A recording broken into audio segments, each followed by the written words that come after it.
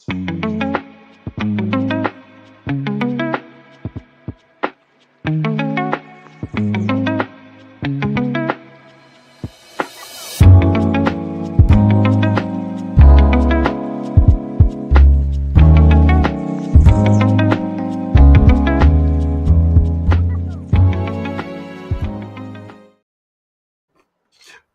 everybody, and welcome to the Optimist Fantasy Football Channel. I am Nate Polvogt, joined by my co-host, the one and only Lou Brunson.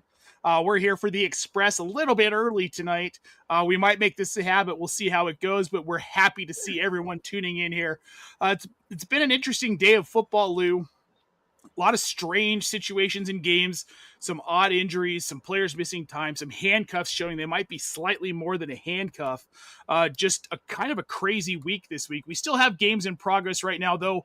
Those are mostly wrapped up. We've got Buffalo handling Pittsburgh pretty easily at this point. It is 23-7. The Raiders and the Chargers 24-14. Obviously, we've got the Chargers on top of that one. And then the Vikings and the Seahawks is final 26-0. Seattle over Minnesota. And we will get to those games, folks, I promise. But first, we're going to start at the top of the slate, the early games today, and the big shocker, the Los Angeles Rams losing to the Carolina Panthers 31-28, Lou. Big brain takeaways from this game before we start to dive into it.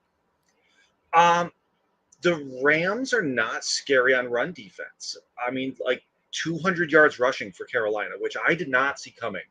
You know, I thought one or the other of their running backs, Dowdle, Hubbard, could find some success. Sure.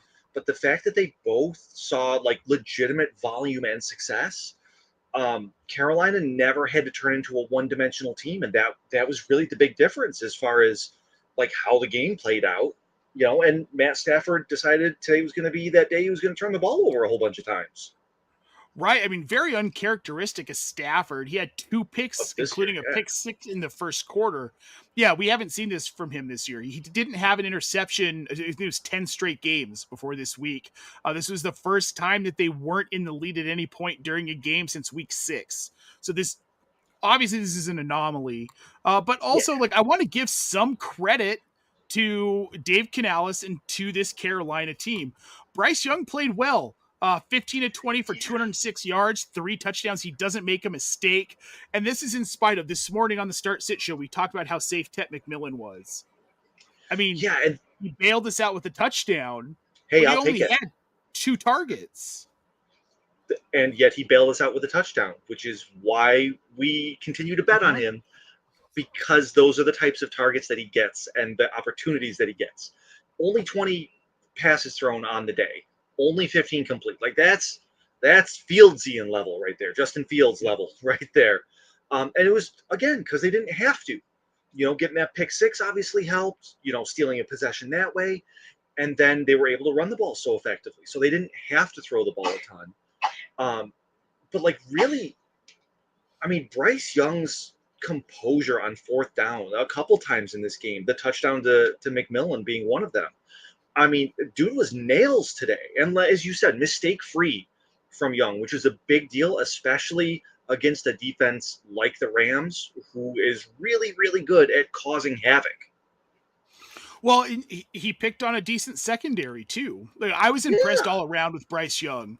Jalen Coker, too, we should note, 6 targets, 4 catches, 74 yards, and a touchdown as well. He seems to maybe be slotting into the wide receiver 2 role here. At least we're hoping so. Maybe. I mean, if he takes it over from Xavier Legette, that's only a good thing, right? It's, you know, because Legette is dude's borderline shouldn't be on a football field. Yeah, yet he still sees targets. Though Legette really was pretty limited today. 2 targets, 1 catch for 1 yard. So I think now that Coker's healthy, we see him slip into that role. It just makes the most sense to me. Yeah, I agree. Me too. That's just, now, you know, hopefully rational heads prevail.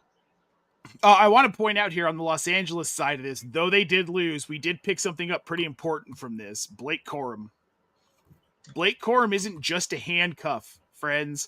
7 carries for 81 yards. He had a touchdown.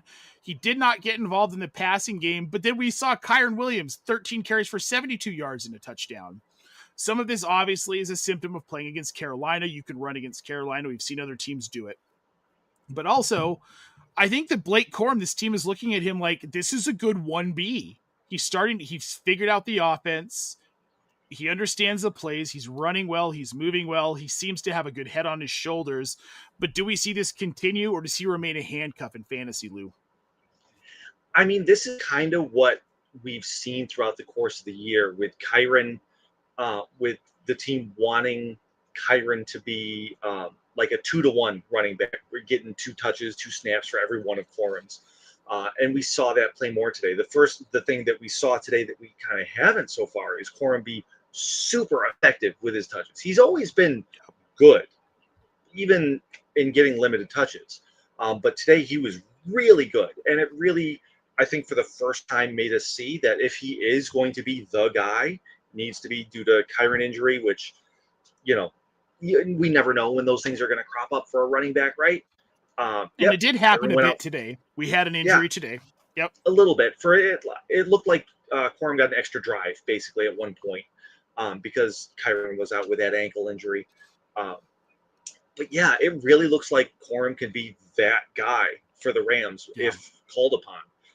And in our waiver wire feature every week, our article, I actually highlight running back handcuff who matters, because not all handcuffs are created the same. We kind of don't care to a certain extent who the handcuff is in New Orleans. We just don't. We do care who the handcuff is in LA, especially when it's a guy like Blake Corum. So this was just kind of perfect proof of concept, if nothing else, of that. Yeah, if you're a Kyren manager, you should be going out and getting Blake Corum. I mean, he's sub 30% rostered. Absolutely. You should already have him. If you don't, you should go get him. And if you're trying to screw the Kyren Williams manager in your league, go get Blake Corum. Yeah. Yeah, if you're not in the playoff hunt, play spoiler. Yeah, why not? It's fun. Yeah. Yeah. Outside of that, I mean, obviously we had Devontae Adams gets the 2 red zone touchdowns. There's nothing shocking there. Puka Nacua makes a handful of ridiculous catches. He goes for 72 yards on the day. The one surprise, Xavier Smith. All right, 3 targets, 3 catches, 82 yards. Not something I expect to continue. Pure anomaly, but it was cool. I love to see these really highly underrated guys come out and do something. It's always fun. Sure. If you played him in DFS, you probably won a lot of money today. I would just guess. All right, let's move on to the 49ers at the Browns. The 49ers victorious here. They win this game 26-8. Not a lot on the Cleveland side, so we'll breeze through this one pretty fast.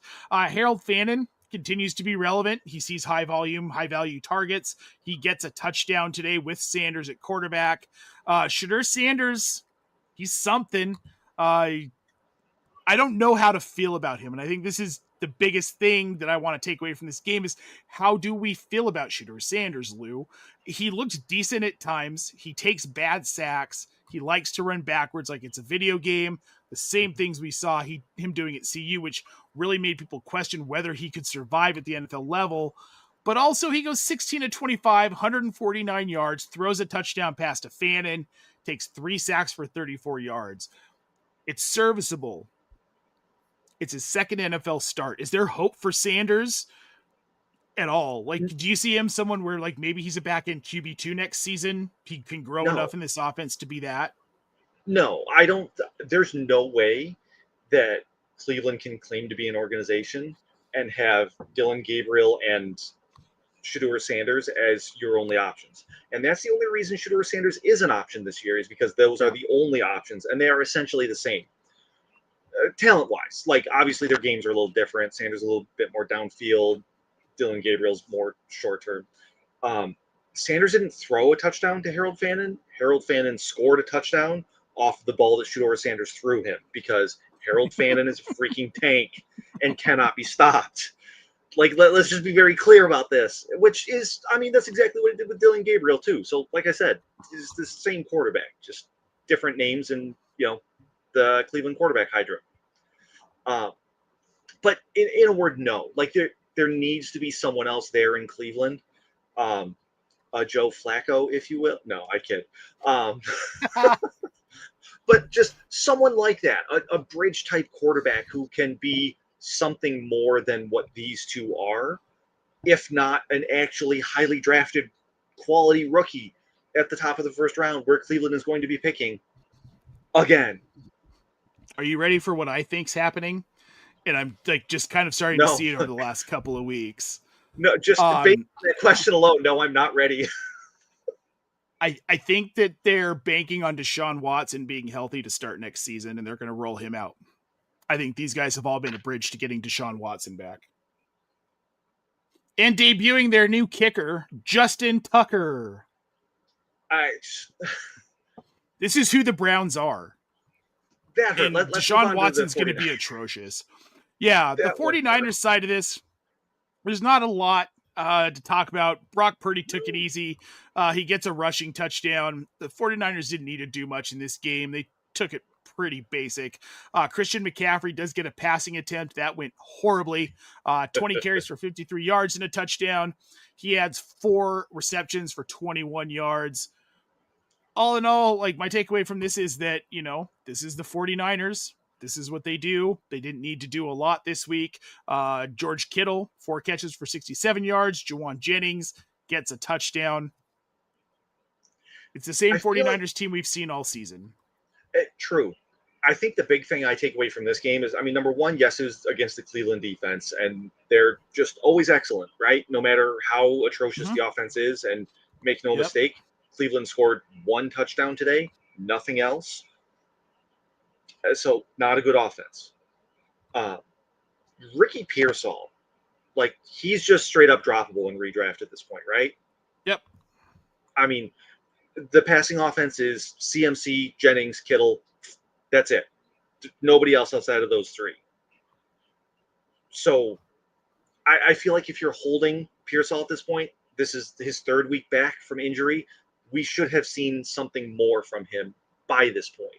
And the fact that we're not, that's pretty indicative of what he's going to be going forward, at least the rest of this year.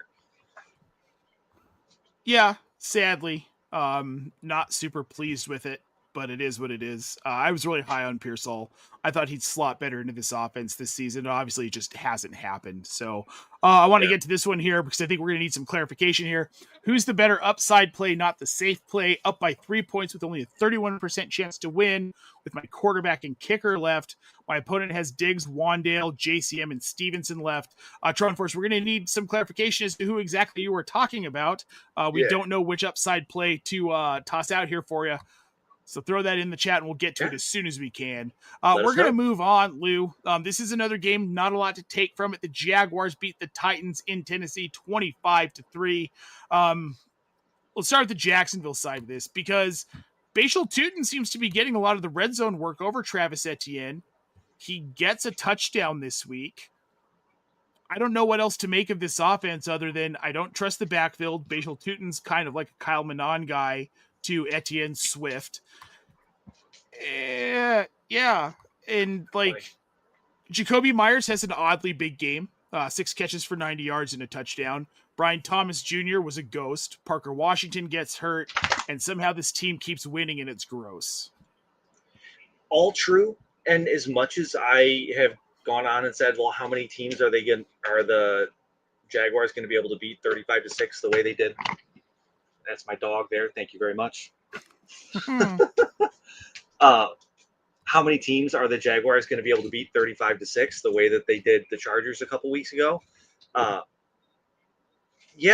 Titans are that team, right? That they're going to be able to do exactly that. And we kind of saw a very similar style of game. Like we saw both running backs get involved where they weren't last week. And we saw kind of more limited passing volume and passing game. I'm sneaky interested in Jacoby Myers rest of the season, to the point of as a wide receiver 2 type play, like the guy we hoped he was going to be for the Raiders this year when we were drafting in August, that sort of thing. I think that's kind of what he's settling into there. Like you said, Brian Thomas Jr., he was back. I don't think the Jaguars care that he's back, to be perfectly honest with you. They don't. He had 3 targets, Lou. 3 targets. Absurd. Jacoby Myers doubled his target total. Jacoby had 6. Right. Absolutely absurd. absolutely absurd. But that's neither here nor there. But yeah, Jacoby Myers, especially, like, we need to see what Parker Washington, what his injury is, and if it's a multi-week thing, that sort of thing. We don't really have a lot of information on it right now. But then the only other thing, Brendan Strange. Yeah, hello. I'll take that. Like, yeah, scores a touchdown, which great. But he kind of operated exactly like we thought he could. The dump it off, run for a bit guy who's a good red zone target. Like, I mean, I'm not saying he's Brock Bowers, Trey McBride tight end one, but as that guy who's going to be a mid to low tight end one week in and week out, yeah, if Brenton Strange is out there, you need to snag him like yesterday. Well, those guys are hard to find, especially this late in the season. Like, if you're struggling for a tight end, finding someone like a Brenton Strange on the waiver wire is huge. And I agree. I think this offense at this point right now, if from a fantasy standpoint, if Parker Washington's healthy, he's startable. Jacoby Myers is becoming flexible, if not a wide receiver 2 option. Brenton Strange is a solid tight end option. And I mean, if you're chasing touchdowns in a flex, Bashal Tutin is the guy you want over Travis Etienne, because he's just not, the yards aren't there either. Like, if you look at this split in the backfield, Etienne 12 carries for 28 yards. Like, that doesn't instill a lot of faith, especially against a Tennessee defense that isn't good. It's not like they're up against the Browns run defense where this is expected. This is against the Tennessee Titans. So they've been playing better defense since the Callahan firing. I will give them that. Sure, that's fine. So, like, they're not the joke that they were the first 6 to 8 games of the year. And that being said, yes, you're absolutely right. Like, especially in this game script, like, that's bad. That's real bad there, ATN. When your yards per carry is low enough that if you ran the ball 4 times with that running back and they got their yards per carry, you still wouldn't get a first down on those 4 plays. And this is what we've seen a lot of with Etienne. If he doesn't break off a long run most games, the value's just not there. He's not the ground and pound kind of guy. He's not a heavy volume guy who can get you 3 to 4 yards per carry. He just isn't that guy. Bashal Tutin, on the other hand, he at least can get you touchdowns. I mean, apparently, but that's the thing. It's not like he's getting you anything more than that either. So it's like, yeah, he's getting the opportunity, and if he doesn't get the opportunity, you're getting 2 points out of him tops. Yep. That's a tough world to live in too. Yeah, it's true. All right, before we move on to the next matchup, Lou, we're going to talk to Tron Force. He dropped in some clarification here. Best upside play out of Bo Nix and Jackson Dart. For me, with the matchup against New England, it's not going to be Jackson Dart. I don't think the upside is there this week at all. Bo Nix, on the other hand, against Washington, I can see him putting up a weird, stupid, 4 touchdown game against that secondary tonight. That's very fair. But no, that's very fair, and people can call you a homer, but it's not wrong either. Like, Washington is that bad that it could happen. Yeah. I go with Dart simply because everything that we've seen out of him all year, he has that rushing upside, the floor of it, which just, it takes those quarterbacks so much higher. Yes, I know it's New England, and they have to deal with Josh Allen and everything like that, which, as a Bills fan, Josh Allen's not really been Josh Allen this year, even though he has the same name. More like Clark Allen. Oh, jeez. Yeah. But yeah. But yeah, so I lean Dart. I don't think there's a bad one between them, though, is the thing. No, I don't think there is either. And that's a good thing for you. These are both top 10, borderline top 5 quarterback plays this week. So yeah, and when I say I'm leaning Knicks, it is really by a hair. Yeah, it is. This Denver team's exciting again, man. I can't help but get excited about them. All right, Cam Ward on the other side of this matchup. Yeah, he kind of regressed a little bit. It wasn't great. 24-38 on the air, 141 yards. He didn't make a mistake, sacked 3 times, but he only had 1 carry for 7 yards. And like we talked about this morning on the Start Sit show, for Cam Ward to be relevant, he's got to have at least 3 or 4 carries. You got to get him 30, 40 yards. That did not happen today. I don't think it's going to be a consistent thing. Maybe this was just a situational thing. The Jaguars do have a decent defense. Tony Pollard, too, 10 carries for 60 yards. He didn't have a touchdown, only 2 catches. Can we be done with Tony Pollard now, please? I hope so. And I part of it is I want to say it's not his fault. Like, we've seen him do okay to pretty darn good in bad situations before. This is worse than a bad situation. I mean, Tennessee they are what they are. This is a top 2 at best, if not the top 1 draft pick in the NFL in the upcoming draft. Like, this is the worst team in the NFL competing with like the Saints. It's tough to run. It's tough to run when your offensive line can't block and your passing game is non-existent and can't throw. So everybody just crowds the box because they don't have to play respectfully at all. Not even a little bit. Not with this offense. No. To round it out here, Gunnar Helm leads the team in targets with 7. DK, 1 catch for 8 yards. He only had 4 targets. And outside of that, there really wasn't anything else here. Chigakonko does have 4 catches for 29 yards. Tyjae Spears gets involved, 6 catches for 25. But the yards totals are all in the 20s or below. Alec Manor and his game back, 5 targets, 1 catch for 5 yards. Nothing to write home about with any of these guys. Tennessee, for the most part, this offense is unstartable. Gunnar Helm's worth a flex, in my opinion. If you're hurting at tight end, he's a guy who's seeing a lot of targets. So, yeah. It is what it is, man. I hate Tennessee, and I don't want to talk about him anymore. So we're going to move on to the Saints and Dolphins game. The Dolphins winning at home over the Saints 21-17.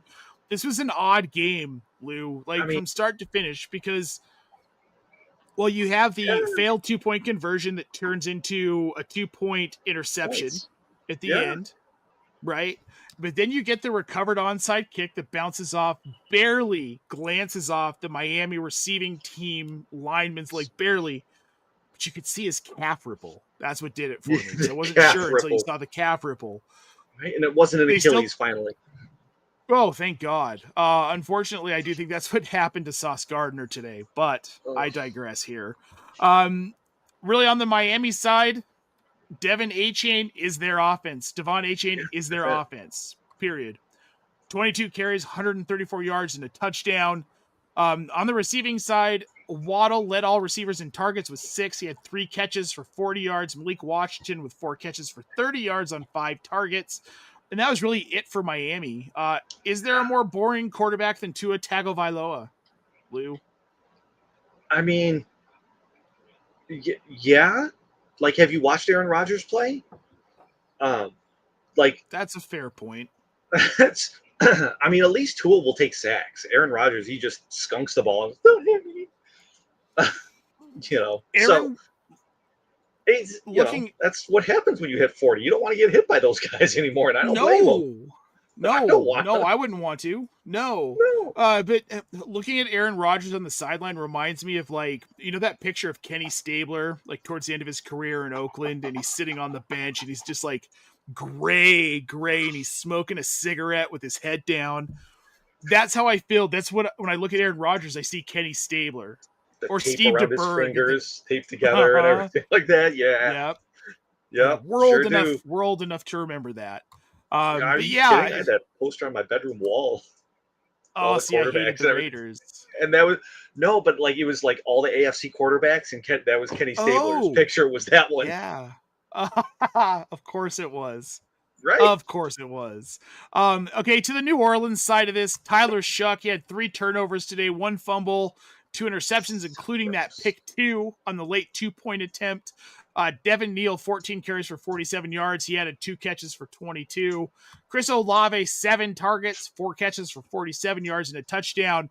But Devon Vele leads the team in targets, catches, yards, and touchdowns, 893 and 1. Then I'm sorry, I misspoke. Juwan Johnson led the team in targets with 9. There's nothing attractive about this team on offense. Like even like we thought maybe Devin Neal would see a bump or a spike somewhere, somehow, some way. He has not at all. Right. Like Chris hoping for a Olave, PPR scan. nope, didn't happen today. I mean, he was flexible. I mean, he proved to be like, I don't know if you tossed him in over someone like like Saquon Kenny Barkley. Gainwell, Saquon Barkley, yeah, then you did Right. well there. That's depressing. That is depressing. But yeah, I mean, fine. I don't know. I have no interest in this offense. Even Chris Olave at this point, I know he's seeing just an absolute ton of targets, but if they're not good targets, does it matter? And are there guys you can start over him with a higher upside? Quite honestly, And that's the thing, right? Like all three of their considerations, Devin Neal, Chris Olave, Juwan Johnson, they're all flex considerations at this point. And when it comes to Johnson, do I really want to be starting a tight end at my flex? Absolutely not. Absolutely not. Like ever. Well, almost ever. Especially now as we're getting towards the playoffs when we have we're done with bye weeks, NFL bye weeks after week 14. Neal, like he looks like he's going to get you volume for as long as Kamara is out, which is not nothing. sure. Like almost 10, 9.9 points in PPR this week. That's not nothing at your flex spot. I can live with that. Kind of the same thing with Chris Olave. He's getting 7 targets, 4 for 47, 8.7 in PPR. Again, I can kind of live with that out of my flex. But I'm not rushing out to force him into any of my lineups either. This is just okay, I'm still alive. I'm not losing because of this. Like hey, I can start this guy and it'll probably be sort of okay feeling. Yeah, hopefully. Yeah. I hope. Yeah. Like I'm not going to vomit by starting this guy in my flex. Yeah. All right, Lou, next up, the Falcons at the Jets. This was also a very entertaining game. The Jets win this one home 27-24. We'll start with the Falcons side of this. Tyler Algier, like we talked about this morning, serviceable flex option. He gets the touchdown, and he saw his work today. But so did Bijan. 22 carries, 142 yards, and a rushing touchdown.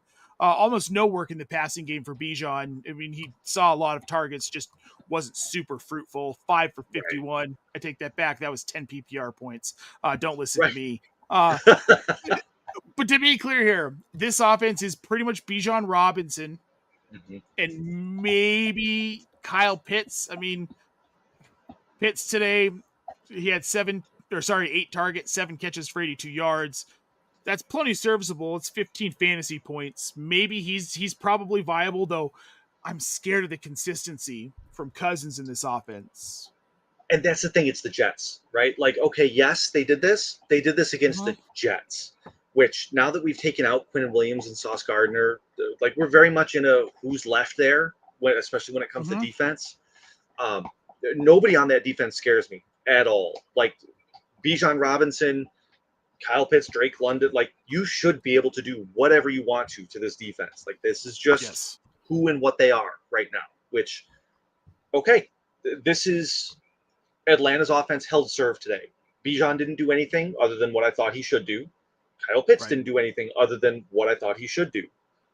If either of them had done less than this, I would be genuinely concerned, to be perfectly honest with you, because this is what they should have. This is exactly what they should have done against this defense.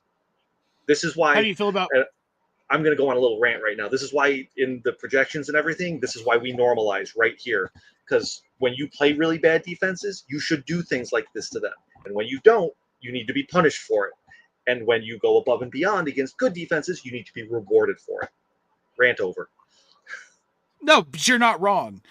Kirk Cousins, like, look, he's back in QB2. I think he's startable. Like, fine. In 2 QB leagues, you can start him rest of season. 21-33, 234 yards and a touchdown. As long as he's not throwing interceptions and getting sacked a ton, I'm fine with rolling him out. But there are going to be matchups the rest of the way where you will not want anything to do with Kirk Cousins if you're thinking about it. So maybe don't think about it those weeks. Yeah, we're just trying to help you here. The Jets side, I don't know really what to say. The Jets suck. Tyrod Taylor was fun to watch. But they won the game. And we got to talk about it. We got to talk about AD Mitchell, right? Well, yeah. Like, I don't want to, but we have to. 8 catches for 102 yards and a touchdown. Like, he didn't And 12 targets. He didn't bungle it. 12 targets. That's so many for A.D. Mitchell. And I wouldn't generally be like, this actually might mean something in this offense, but I think it does, and I'm going to tell you why. Well, Yeah. because Garrett Wilson's hurt. I don't see them bringing him back this season. Like, no reason to risk it, right? Like, why bother? I hope not. It just doesn't. For I hope his sake, not. like, what's he gonna do? Come back week 16, week 17, and Right. tear up his knee again? Like, please, stay, Yeah. stay. And the guy that I thought was actually going to do what A.D. Mitchell did today, John Mechie, had 3 really bad drops. And after those 3 drops, he did not get targeted again. I think that A.D. Mitchell, this is a crap offense. And, like, saying that I think he's worthy of an ad is, I mean, I'm going to say it. But also with tempered expectations. Because, again, this was the Falcons. Like, this defense has been good, not great. Tyrod Taylor's a veteran who you seem to get something out of him when he plays, and he hyper-focused on A.D. Mitchell today. There are 4 balls he didn't catch. Just want to throw that out there. And we've seen what he is previously over the last year and a half. So, yes, it was great. I can see this working moving forward, especially with the Mechie drops, but tempered expectations. He's not going to see 12 targets every week. And Why? I mean, I wouldn't be surprised to see weeks where it's like 8, 10 targets and 2 catches. Sure. Okay, that's fair. That's very fair. Now, I'm not saying that these 2 players are equivalent, right? I'm not saying that. Obviously, Bills fan. Stevie Johnson. Okay. Stevie Johnson played with Tyrod Taylor. That's how old, first of all, that's how old Tyrod Taylor is. Tyrod just fed him and fed him and fed him and fed him because there was nobody else in Buffalo. Nobody even kind of else in Buffalo. Yep. That's kind of where we are with the Jets. Like, Tyrod's been here before. He knows what to do here. And A.D. Mitchell, as much as he's not great, he's not a great route runner, he's not a great catcher of the football, he is by far their most athletic player on offense right now, on playing wide receiver right now, not on offense. There's something to that. I want to write off A.D. Mitchell. I really do. And I don't think I can. You can't. He needs to live in that wide receiver 3 range and understand that he's going to have spike weeks up into high wide receiver 2, possibly wide receiver 1 if he starts like catching a touchdown here or there like he did this week. I want to write him off too, but you can't. Not in this offense. Not with the lack of options. Right. Yeah, staring down, I'm going through the receiving stats here. Adonai Mitchell, Mason Taylor, John Mechie. Those are the top 3 target earners. Then you've got Jeremy Rucker, Alan Lazard, Breece Hall, Isaiah Williams, and Isaiah Davis. Like, this isn't star-studded. 31 targets. No. Those are the guys who got them. In this offense, it's going to get spread around. A.D. Mitchell's probably going to be the most reliable guy unless Garrett Wilson comes back. And then, I mean, A.D. Mitchell can basically go into your cellar at that point. But until then, I do like it. You can't write him off. I mean, you said it was 31 passes today? Yeah, 31 attempts. That's a 38.7% target share for Mitchell. I mean, we can't ignore that. It would be irresponsible. You can't ignore it. You can't ignore it, but also you've got to understand that this isn't probably going to be a trend. This Jets team's bad. They'd be very well off. Just give the ball to Breece Hall. I mean, 19 carries for 68 yards. It's not great, but their line sucks too. So you're only going to get so much efficiency out of Hall. Right? Right. All right, before we move on to the next matchup, Lou, we got this one here. Tyler Sperry over on YouTube. Jaden Daniels or Herbert. Herbert has stunk for 2 straight weeks, and Daniels should be cleared week 14. I'm still iffy about Jaden Daniels rest of the season, even if he is cleared to play. I think they're rushing him back. I don't like it. I don't like it at all. And I don't like this offense. Terry McLaurin's back tonight. We're going to see him on a pitch count. We don't know how healthy he really is. The rest of this offense really isn't very healthy. They don't have a run game. I'd rather go with Justin Herbert. And I mean, it's not like Jaden Daniels has been great this year.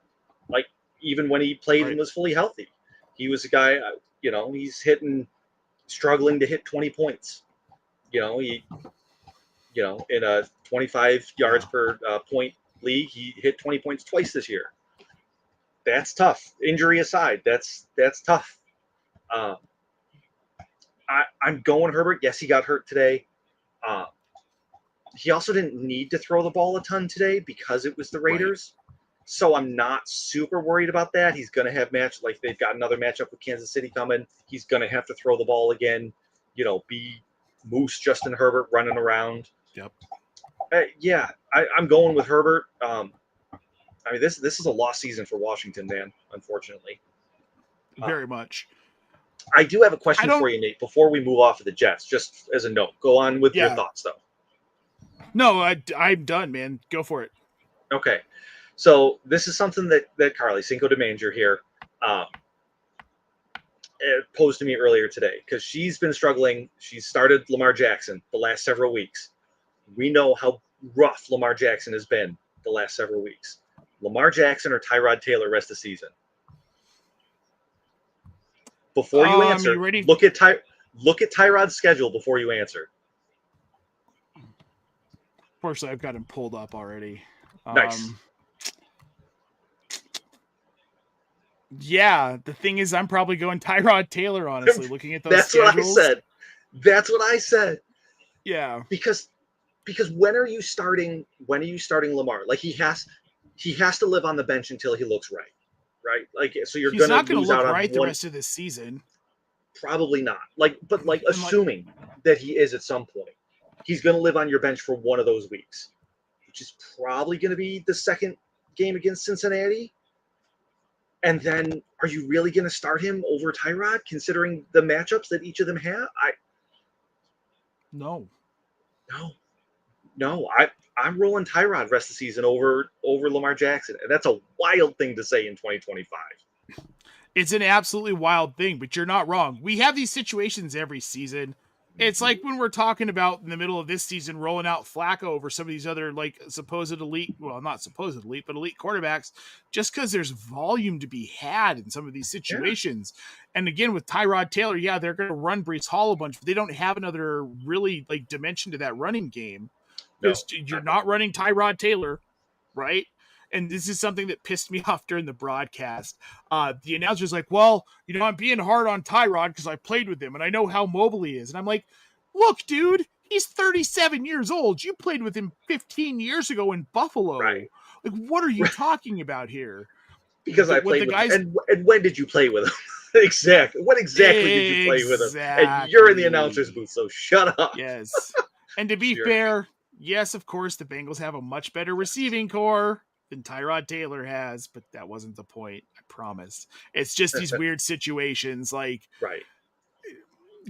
James Robinson was a 2-year weird situation. Undrafted rookie blowing it up. It's football. It's why we love this sport so much. Right. Every year we have things like this pop up, right?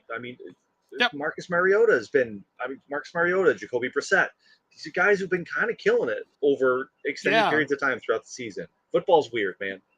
Football is weird. Another weird one. We're going to move on to the Colts at the Houston Texans. The Colts losing 20-16. Can we just say it? Daniel Jones isn't right. That fibula fracture is hampering him, but also this is Daniel Jones, and I think we sort of expected him to turn back into a pumpkin. I think Daniel Jones is hampering him. That's also part of it. Yeah. Yeah, and at this point, too, in the chat here from Cinco de Manger, it was the Texans defense, and that Texans defense is very, very good. But if you're going to be an elite team, you've got to be able to beat teams like Houston. Denver did. Just saying. What's that like? I don't know. As a Bills fan, I don't know what it's like. That was one of the ugliest games of football I've ever watched in my life. But it worked out, so hey. It did work out. Yeah, I'll take it. It also worked out for Jonathan Taylor sort of-ish today. 21 carries for 85 yards. He had 3 catches for 36 yards on 5 targets. Interesting stat line for Taylor. We don't usually see him that involved in the passing game, but they got him working. So we love to see that. And then Alec Pierce led all receivers, 4 catches for 78 yards and a touchdown. Josh Downs did, of course, lead the team in targets with 6. Tyler Warren in his flu game gets a touchdown. Didn't do much else. 322-1 for Warren today. Indy loses this game. They slip farther back in the AFC. Is this more of a sign of things to come, or when Daniel Jones gets healthy, does this team get better again, Lou? What do you think? I mean, I think this is a little bit of sign of things to come. Like, they've got another game against the Texans in Houston next time. And we know how difficult it is to play in Houston, especially when this defense is out and rocking. I mean, the big things that I took away, number one, Josh Downs, if he's not on your waiver wire already, he needs to be. Had a couple of really bad, really big drops, concentration type things. Like, he's clearly pressing, is how I would put it. He's a phenomenal athlete and a very smooth catcher of the ball, and he's not right now. You can't roll him out there in lineups. I mean, I'm not saying you should drop him even in like dynasty leagues, but you need to start getting comfortable with the idea that he might not be worth anything. Unfortunately, just one of these kind of wide receiver 5 type guys. And Alec Pierce, I mean, Michael Pittman's going to get some volume, but I think Alec Pierce is the Colts wide receiver that I'm willing to roll out on a weekly basis over any of the others, because he's the only one that has touchdown upside, which is what you need in an offense that is, when it's scoring a lot of points, mostly Jonathan Taylor based. Yeah. Josh Downs is dead to me. Yeah, more or less. Sad. Yeah. Well, we've watched the volume dip. It was a fun little boost at the beginning of the season, but it really is Alec Pierce. Like, clearly the trust is there. He made a couple of phenomenal catches in tight spots for Indy today, even though they didn't win. I mean, if they had one, he would have been a big part of that comeback. So, I like Alec Pierce. He's the only Indy receiver I care about at this point. Michael Pittman, even he's taken a hit, which I don't really understand why that is, but he has. Alec Pierce is just seeing more volume, and he's seeing the high quality type of targets that we want to see. Pierce has that ability, kind of that Puka Nacua-ish, in that he has the ability to make his quarterback right. You throw the ball to me and I will make it the right decision. Even if it's not really the right decision, I will make it the right decision. And that's not something that a lot of wide receivers, pass catchers have. And it's clear that he does, which is cool. It makes for fun football to watch and really frustrating football to analyze, because we can watch Michael Pittman and Josh Downs like, yeah, they can get open. They do all these great things. And yet Alec Pierce is the guy always coming down with the ball. We don't see him make bad drops. If he's not coming up with it, there's a really, really good reason for it. Yeah, which those are the kind of pass catchers you want, and those are the ones that quarterbacks tend to target more often. I love Alec Pierce rest of season. Let's move on to the Houston side of this. Obviously, their defense is no joke. Like, if you have them rostered in fantasy, congratulations, good for you. CJ Stroud continues to be mid, 22 of 35 today. 276 yards, does not throw a touchdown, which was disappointing. They got their points in other ways, though. Woody Marks, 19 carries for 64 yards after a brief stint being out. And Jaden Higgins continues to be a factor. He had 5 targets, 5 catches for 65 yards. Borderline, I told someone this morning on Reddit to start Jaden Higgins over Marvin Harrison Jr., and I was damn near right. Like, it was basically a toss-up between the two today. So, Jaden Higgins, I think, is the one I want to talk about the most here. Obviously, Nico Collins, 5 catches for 98 yards. He gets the rushing touchdown. But Higgins is establishing himself as the wide receiver 2 in this offense, where it was Xavier Hutchinson a little bit earlier in the season. We saw some Jalen Noel mixed in. Christian Kirk, when he was healthy, obviously we saw him working. But at this point now, Higgins, 5 targets to Nico's 10. No other receiver, Xavier Hutchinson, had 5 targets as well. Dalton Schultz essentially is the wide receiver 2 here. But if we're looking at a wide receiver, I think Jaden Higgins is rosterable at this point, and he's someone I'm okay taking a flyer on rest of season as we head into the fantasy playoffs, because this Houston team is gearing up for a playoff run, Lou. So, we're going to see them trying to score. This is a team that's playing very competitively. I think I'd rather roster Jaden Higgins than, Zay Flowers, for instance. Absolutely. Which that's a kind of painful thing, considering where you drafted Zay Flowers. I know I'd rather roster and play Higgins than BTJ, which, again, super painful based on where you drafted him. My biggest problem with the Houston offense is CJ Stroud. Yeah. When I'm watching him, I don't understand what it is that's off, but he's not a good enough fantasy quarterback to be the guy that Davis Mills is. And that's a painful thing to say because we saw such greatness out of him his rookie year. And yes, I want to give you your flowers for this because you absolutely crushed it and called it when Davis Mills had to start, playing that. No, it's going to be fine. You should start Davis Mills. Uh-huh. I, for one, thought you were out of your mind. Turns out you were more right than even I considered. So well done on your part. We saw Davis Mills do it before. I'm an odd like Davis Mills stan where I think he doesn't get enough respect, and I'd like to see him get an opportunity to start somewhere else, maybe with a better offensive line. Cleveland, no, don't do that to him. God, that's so mean. I like Davis Mills. Jeez. I wouldn't mind seeing him in Jacksonville. Yeah, but do you really want him backing up Trevor Lawrence? No, he should be starting over Trevor Lawrence. I mean, I agree. But, folks, we got some breaking news here. Justin Herbert to undergo surgery for a broken left hand on Monday. That's not good news. And I mean, can he still play with a broken left hand? Because Aaron Rodgers sure is. Not well, but he's playing. Okay, there we go. Yeah, I think Justin Herbert will be fine. He maybe misses a week, surgery recovery and such. But Trey Lance season, baby. I can't wait to see Trey Lance. We just talked about how weird the football season 13. Is.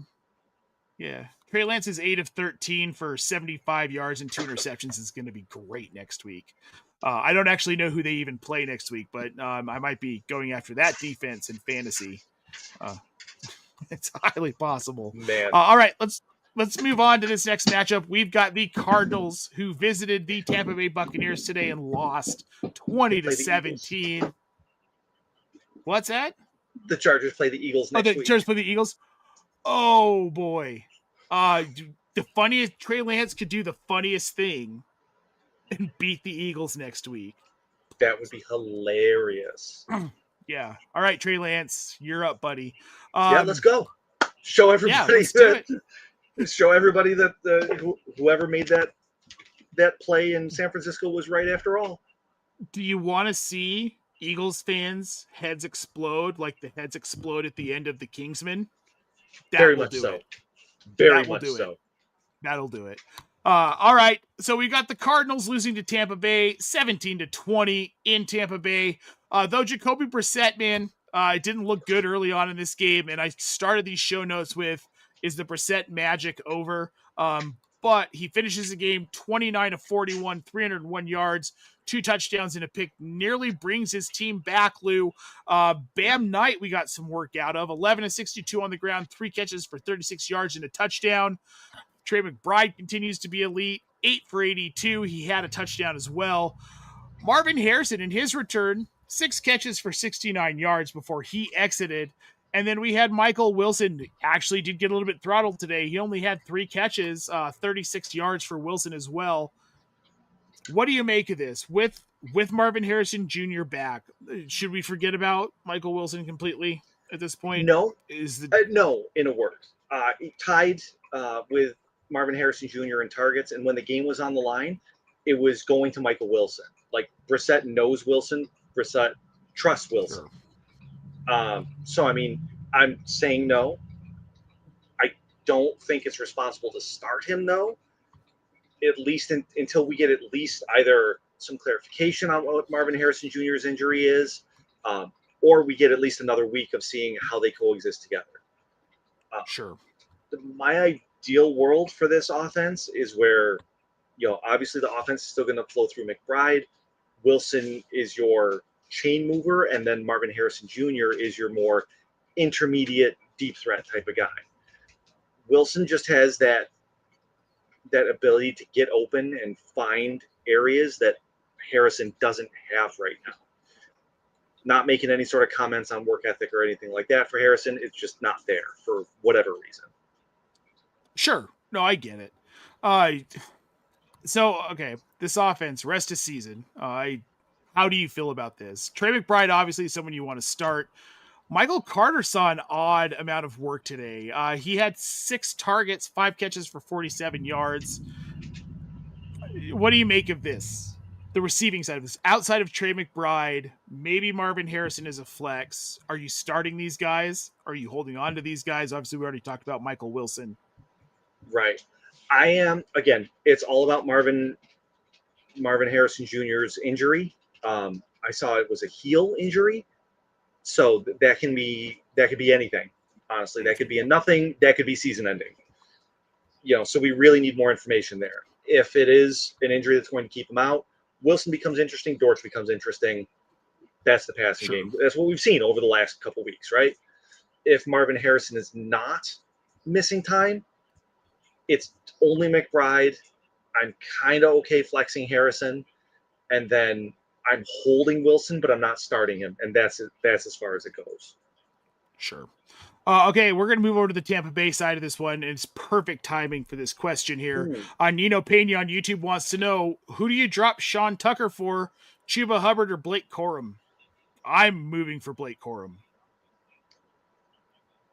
It depends on what I need him for.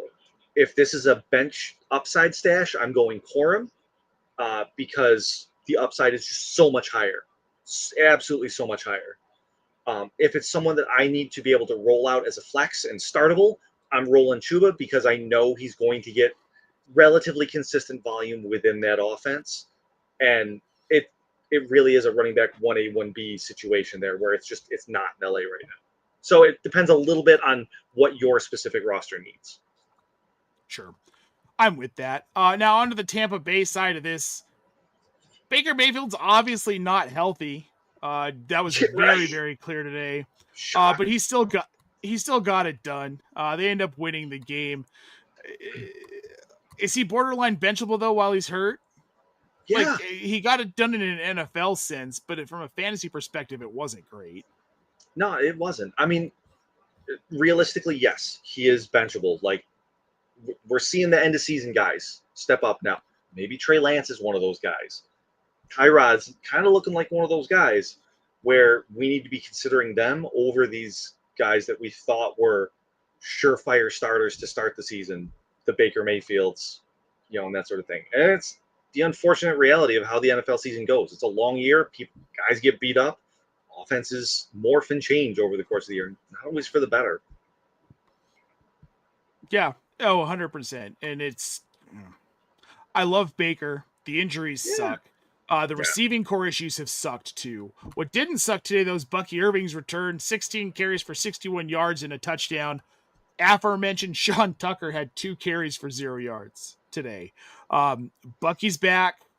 Rachaad White had 2 carries for 7 yards. Outside of passing work, I don't think there's any value in Rachaad White.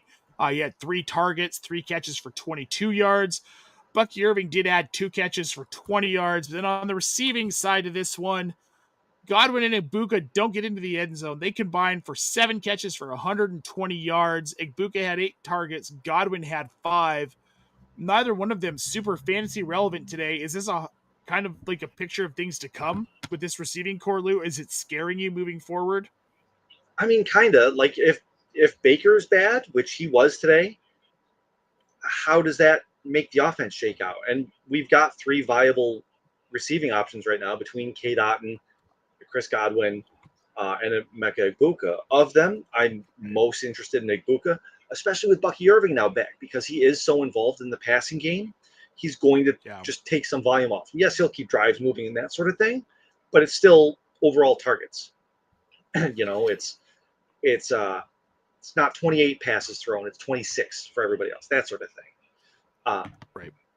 So I mean, I'm still starting Egbuka because I kind of have to, but I don't feel good about it anymore, man. Like he's that okay. He's kind of in that Chris Olave range for me, where like yes, he's going to be good just based on volume. Maybe he gives you an odd touchdown here or there to help you feel better. But that's it. That's it. This is not the 120, 130 yards and a touchdown with 7-8 receptions guy that he was early in the year. Yeah, it's definitely shifted. How do you feel about Chris Godwin rest away though? Like he seems to be working himself back into this offense. Yeah, I don't really either. I want to. He's not. It's fun. He's been a great story, and I can't. I don't care at this point. He's not a threat at all. No. There are definitely situations where there are managers, including myself, where you have to start him. You're not going to have a lot of better options. But he's not someone I'm running to trade for. I'm not going to pick him up if he's on a waiver wire somewhere, which would be really strange. More than likely not. But he's not someone I'm looking to acquire at this point.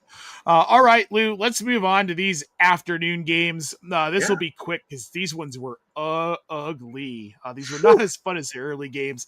We're going to start with the Seattle Seahawks at home, destroying the Minnesota Vikings 26-0. On the Minnesota side of this, Max Brosmer, 19-30 for 126 yards and 4 interceptions.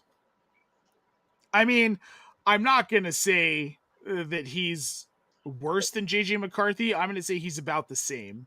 He's not better. I mean, he's not better. He's certainly not better. And that's the thing, right? Like, you've got historically bad and essentially equivalent with historically bad as your options right now. Like, is Minnesota the streaming defensive special teams target the rest of the season? I have to think yes, right? I got 30 plus points out of Seattle's defense today on FanDuel. Right. Like, so yes. They are the target more than New Orleans, more than Tennessee, more than any other team. Minnesota is the target. It's got to be. Because these are not functional. It's some of the most atrocious quarterback play overall for a team across 3 players I have ever seen in my life. And I grew up in an era where John Elway missed half of a season and we got Sean Moore and Tommy Maddox in a committee because Gary Kubiak was hurt too. Oh, that was one of the worst memories of my childhood watching quarterbacks. But that was still better than what we have in Minnesota. Yeah. They at least didn't turn the ball over a ton. This team screwed up with JJ McCarthy. You're not going to convince me otherwise. Outside of that, really, I mean, we had Jordan Mason get 6 carries for 47 yards. Xavier Scott slotted in 3 carries for 17. Aaron Jones 6 for 3. On the receiving side, Jordan Addison leads the team in targets with 10, 5 catches for 36 yards. Justin Jefferson, folks, 2 catches for 4 yards. Got a second. Good. He got a second one. He was sitting on 1 for -4 for the longest time. With these quarterbacks, you can 1,000% probably bench Justin Jefferson. I wish I would have today. And I thought about it, and we got asked this morning. Yeah. I've seen enough. And I don't think I can rank him as definitely bench him. But you can. You absolutely can. And I'm not going to try and talk you out of it. Well, rest of the way, this is their schedule. Washington, Dallas, the Giants, and then the Detroit week 17, then Green Bay week 18 for you psychos who are still playing championships. I don't feel confident. And none of those defenses are great, but they're good enough. They get enough pressure on whoever's playing quarterback that it worries me that Justin Jefferson, again, is just the quality of targets is so bad for any receiving asset in this offense. You really can't start them with any level of confidence. Jordan Addison, 5 for 36. TJ Hawkinson, maybe he's startable. If it's Brosmer again, maybe. Outside of that, it's so bad, man. The Vikings, all the Vikings players are in Titans range right now, which is God, it's wild, disgusting. We should have 4 to 5 startable Vikings on any given week, just based on their talent level alone, and we have maybe half of one. Yeah, this is a fair point. Do we even know if JJ actually has a concussion? All I've heard is concussion protocol. It feels like that just means they have him tied up in a sack and are beating him with a shovel. they're giving him concussions over and Yeah, over. That's repeatedly. The protocol for bad quarterbacks. Exactly. Yes. Yeah. All right. Let's go to the Seattle Fantastic. side of this. I don't think there's much to say here, Lou. This was a super easy win for Seattle. They scored more points on defense than they did on offense here. They had 2 defensive touchdowns. Sam Darnold, 14 of 26 for 128 yards. This backfield continues to be gross. 13 carries for Kenneth Walker, 56 yards. Charbonnet, 14 carries for 52 yards. 1 touchdown. Just all around. Yeah, I am too. I fired up a lot of very expensive JSN this week in DFS, and I did not get lots of JSN scoring this week. But again, this is an easy win. They didn't need to do it. This is the 3rd time we've seen Seattle just ramp things way the hell down because they had easy wins. Smart coaching, very smart coaching, sucks for fantasy. Yeah. But outside of, I think the only thing to take from this is a full-on committee between Charbonnet and Ken Walker. And really, you don't want to be starting either one of these guys heading into the fantasy playoffs. I'm going to kind of disagree with Charbonnet just because, like, dude scores touchdowns. That's sure, really the big fair thing. Point. Fair point. You know, he's kind of Tyler Algier with a little bit more yards. So he's in that RB2-ish range, which there are worse ones out there. There's a lot of worse ones that people are rolling out. You know, Tony Pollard, for instance. If you're rolling out Tony Pollard instead of Zach Charbonnet, why? Stop, please. Yep. I want better fair for point. you. But yeah, and I mean, looking at their schedule the rest of the season, they're going to be okay. You're not going to get this from JSN again. Like, they get the Falcons next week, then the Colts, Rams, and then they finish up with the Panthers. Like, so these are all either division games or, you know, just teams that you need to beat in the NFC to do well in the playoffs. So I mean, they're gonna. This is a one-off sort of game with JSN. It sucks for this week. It sucks really hard for this week. I'm sorry, Carly. I know you're crying the JSN tears. But yeah, this is the exception that proves the rule. Yep, and these games happen. He's still the best receiver in football. All right, we're going to move on to the Raiders at the Chargers. That game is now final. Los Angeles Chargers win this one 31-14. We'll start on the Las Vegas side of this. I'm just going to say, very plain and simple, we don't need to spend a lot of time on this. It wasn't Chip Kelly. This offense is just freaking bad. Outside of Brock Bowers, there's nothing that you want to start. He's really been the only asset from a fantasy standpoint that has been even remotely reliable. 4 catches for 63 yards for him, 2 touchdowns. Ashton Jonty did end up with 6 catches, saves his day, but he cannot get going in the rushing game. 15 carries for 31 yards. Jonty's become borderline benchable at this point for me in redraft. I'm not dropping him, but I'm scared to start him because we're seeing these massive underperformances in a bad offense.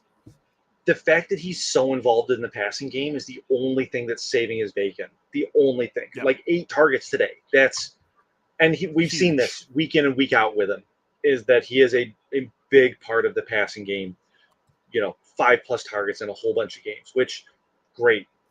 Yes, I wish his rushing numbers were more reliable, but at the same time, anybody that's getting 25-ish opportunities in a game, like, you can't bench them as much as it sucks. Like, PPR league, he got you 12.5 points this week. That's fine. Something. It's not great. Again, we're now down in that RB2 range, which is not what you drafted Ashton Jonty for, but you have someone that you can start, which is hopefully you started off with, you know, Jonty early and got JSN a little bit later and followed him up with James Cook because you're smart like that. Well, yeah, we're all smart like that, or at least we hope to be. Yeah, my team says otherwise. And on the other side of this, the Los Angeles Chargers, again, this is a game they just didn't have to do much. There's not a whole lot to take from this. Justin Herbert, 15-20 for 151 yards and 2 touchdowns. I don't care about these last few games. Again, these offenses ramp down when they don't have to do a lot. And in a matchup like this, when you've got Kamani Vidal, 25 carries for 126 yards and a touchdown, and then you get Jarrett Patterson kind of peppered in there, 11 carries for 54 yards. This was really all they had to do today. The only takeaway for me on the Chargers side of this is it's going to be very hard for Harbaugh to ramp Vidal back down when Hampton's healthy. And yep, and that's the thing. Like I know we've been talking about it for weeks now, right? I mean, kind of since Vidal started showing some stuff, is that this is going to be some kind of a timeshare more than Hampton owners wanted to believe. Hampton managers wanted to believe. Um, so I mean, just know that that's coming. Hampton managers, Vidal's not going completely away, and you're not getting your automatic running back one back when Hampton comes back. No, it's not an automatic 20 to 25 carries anymore. I feel like we're going to see a lot more of a split, which the guy who loves Kamani Vidal in me is very happy. The guy who loves Omarion Hampton in me is less happy. But we'll just have to figure out, and we'll see we have a limited amount of time left in this season. I'm starting to look forward to a lot of these players. Hampton's going to be fine next season. It's not going to be a split between him and Vidal. This is a this season thing. I guess we'll get to maybe. That. We'll get to that. Well, that's more. Yeah. That's an off-season conversation here. Yeah. All right, we're going to move. We'll get there. Yeah, we'll get there. All right, we're going to move on to the last matchup of the day here. Then we're going to get everyone out of here. The Bills defeat the Pittsburgh Steelers 26-7. We got more Mason Rudolph than I wanted, which one snap of Mason Rudolph on the Pittsburgh side is too much for me. Aaron Rodgers, very, very well. You can tell he was hurt. A very pedestrian day. Flat out. 10 of 21 for 117 yards. They couldn't get it going on the ground either. Jaylen Warren led the team in rushing, 10 carries for 35 yards and a touchdown. Outside of that, their leading receiver, Darnell Washington, 2 catches for 45 yards. DK Metcalf had 3 for 32, led the team in targets with 5. Pittsburgh looks bad. They look tired. They look like they're led by Kenny Stabler smoking a cigarette on the sideline. I don't know what else to say about Pittsburgh. Yeah, I mean, they look like the Jets have looked the last 2 years with Aaron Rodgers playing quarterback for them, which who could have ever foreseen that? I mean, aside from everybody who has eyes, that's not in the Steelers locker room. I mean, this is kind of proof of concept. Make no mistake about it. Buffalo did not play well today. I watched 90% of the game coming in. Missed the last little bit to be on here, but that's absolutely fine. Buffalo did not play well. Buffalo could not throw the ball, and you can throw the ball all over the field on Pittsburgh. Buffalo couldn't do it, and it didn't matter. It didn't matter at all. There was one turnover. What was it? It was a fumble, forced fumble. This Joey Bosa, that's right. It was a Joey Bosa sack of Aaron Rodgers. Christian Benford picked up, scooped, and scored. And it was game over from there. Pittsburgh never threatened. Yeah, that made it 7-7, and Buffalo's literally scored every single point from the rest of the way. It's not exciting. It's not great. Josh Allen had one passing touchdown, 1 rushing touchdown, which, okay, kind of salvaged his day, but still not good. This Buffalo passing offense is broken. There is nothing working on it. Don't get jebaited by Keon Coleman. He did get to play a little bit today. He only got 10 of the 38 first half snaps. Yes, he got the touchdown. Don't fall for the banana in the tailpipe. Don't do that. It was only 3 targets for Coleman, right? 2 catches, 9 yards. He gets the touchdown. Very happenstance. The other offensive touchdown was Josh Allen gets the rushing touchdown. Again, this is one of those games. It's bad weather in Pittsburgh. Buffalo didn't have to do a lot. Pittsburgh is bad. I don't think there's really any takeaways from this, other than James Cook. Man, God, James Cook. Yeah, 32 carries for 144 yards. Yeah, man. Dude had a day. Earning his new contract. Good for him. The one thing I took away from the Buffalo side was Ray Davis saw a lot more action today than he's seen since week 4-ish. Sure. And it was effective action, which was the first time I've seen him be effective running the ball all year. I've been a big proponent of Ty Johnson down the stretch as one of those running back handcuffs who matters. I might be shifting my tune to Ray Davis simply because of the fact that they look like they're wanting to get him more involved, and he could end up being the guy behind James Cook, at least on the rushing downs. It would be a committee, but Davis would get most of the touches that we care about. Yeah, I like Ray Davis, man. He's like a little bowling ball. He's short, he's broad, and he's fierce. And Barry Sanders had that real low center of gravity. And a guy like Ray Davis with that big build and that low center of gravity, he's not Barry Sanders. I'm not saying he is, but those kind of guys, they have the ability to power run where you don't think they can, because they're hard to knock down. And you're not wrong. The problem with Ray Davis this year has been that he dropped like 15, 20 pounds over the offseason. And he's playing like he dropped 15, 20 pounds because he doesn't have that same level of power that he had last year. And I imagine they'll work on that in the offseason, everything like that. But I think that's been the big difference, is he hasn't understood how to use his revamped body throughout the year. And maybe he's just starting to figure it out, because he looked good running the ball today. He looked legitimately good running the ball. Yeah, he looked very good. Yeah. All right, folks. Well, I think that's going to wrap it up for us. We've covered all the games. There's one coming up here. We've got kickoff in about 10 minutes. That is the Denver Broncos at the Washington Commanders for Sunday Night Football at NBC. Thanks so much for tuning in, folks. We greatly appreciate it. And while you're here, make sure you head on over to Blue Sky and follow us at news.optimusfantasy.com. Miss Carly Manger is dropping all of the important news up to the minute. Make sure you check it out. It's going to help you make better decisions and keep you informed. You can impress your family by knowing all of the news before they know it, right? I like that. We all love doing that, man. Yeah, it's the way to go. I love impressing my family. They think I'm smarter than I actually am, and I'll take that. All right, folks. Thank you so much for tuning in. Make sure if you're here, you like this video and subscribe to our channel here on YouTube, Twitch, Facebook. If you're on Twitter, make sure you give us a follow at Optimus Football, on Blue Sky at OptimusFantasy.com. For Lou Brunson, I'm Nate Polvogt, folks. We will see you tomorrow night for the Waiver Wire show, but until then, happy football.